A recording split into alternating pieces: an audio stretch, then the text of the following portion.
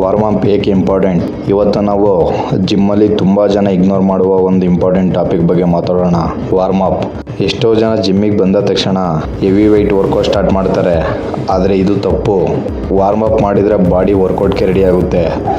Warm up ಮಾಡುವಾಗ blood flow increase ಆಗುತ್ತೆ, muscle heat up ಆಗುತ್ತೆ, ಜಾಯಿಂಟ್ ಫ್ಲೆಕ್ಸಿಬಲ್ ಆಗುತ್ತೆ. ಇದರಿಂದ ವರ್ಕೌಟ್ ಪರ್ಫಾರ್ಮೆನ್ಸ್ ಇಂಪ್ರೂವ್ ಆಗುತ್ತೆ ಮತ್ತು ಇಂಜುರಿ ಚಾನ್ಸಸ್ ತುಂಬ ಕಮ್ಮಿ ಆಗುತ್ತೆ.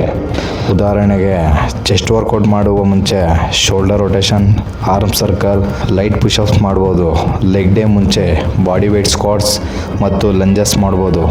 ವಾರ್ಮ್ ಅಪ್ಗೆ 5ರಿಂದ 10 ನಿಮಿಷ ಕೊಡೋದು ನಿಮ್ಮ ವರ್ಕೌಟ್ ಕ್ವಾಲಿಟಿನ ಇಂಪ್ರೂವ್ ಮಾಡುತ್ತೆ.